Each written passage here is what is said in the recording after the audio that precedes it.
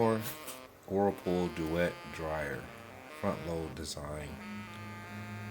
Complaint: screeching sound in drive system, indicating a bad idler pulley. This repair took every minute of 2 hours, so I speed lapse the repair. And the do-it-yourself would be high manual dexterity to be able to do the job, such as this. Removing the front panel, getting access to the front panel, 4 screws, 2 at the top, 2 at the bottom. Then of course the door 2 screws in the front door panel. In this design there's 4 more sets of screws underneath the base of the front panel that needs to be removed also. Once those panel screws are removed, then the front door panel can be easily removed. And once you do that, then you access the internals of the support housing. This design you have to, in most front load design dryers, you have to release the quick disconnect of the door switch. And then here you have your blower wheel housing, which houses all your lint deposits. And at that time, that's when you should put gloves on, because the lint that is produced is very messy and your hands can get very slick. And then removing the support roller, those are a total of 4 screws that holds that together. And once those are removed, then you should be able to access the drum. Once you get the drum removed, then you can get to the idler pulley. The wiring harness sits on the front drum roller housing, and that has to be removed. But as you can see, you just basically take out the drum once you get that wiring harness out of the way.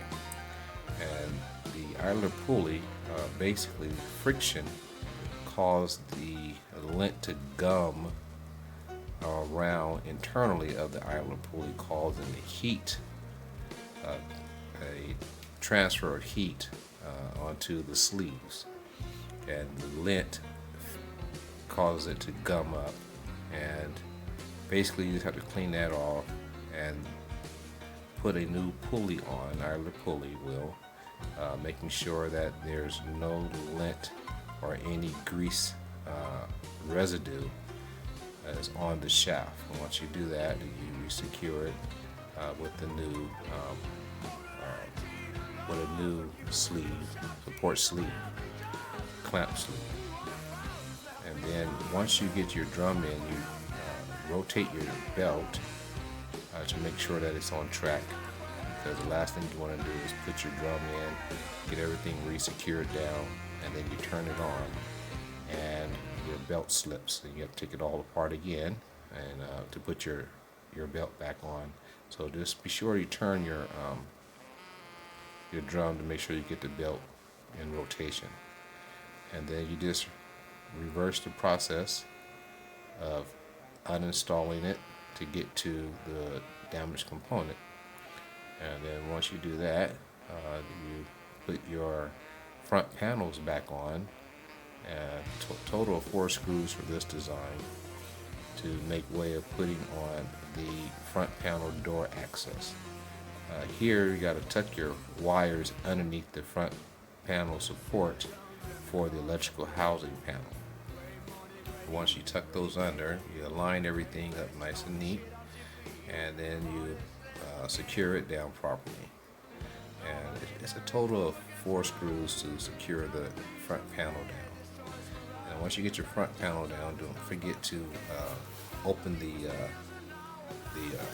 door to put in the 2 vent panels screws, because most people will forget to do that. And so once you get everything secured and lined up, then you can put your electrical in tight squeeze area for your electrical is two wirings, one that integrated to the control board to allow the touchpad to sense its electrical signal or electrical connection to ground, power to ground, to allow the control board to make the selections that you desire. And once you get that secured down, pretty much with I think it's 4 screws to get those secured down, you're just about ready to put this in a test mode to make sure that the island pulley, the part that was replaced, is no longer screeching. But overall, this was a pretty long, drawn out repair. It takes about 2 hours. Even with a person who's been doing it for years with good manual dexterity, it takes quite a bit. The wiring harness slows you down because of the position that they mount the wiring harness, the main wiring harness. Usually that main wiring harness is in the rear, but in this case it was in the front, which that takes most of your time. And then once you get your interface selection dial in place, installed, check for power, turn on, and good to go. Put your lid back on. Thank you for watching. Remember to subscribe and like.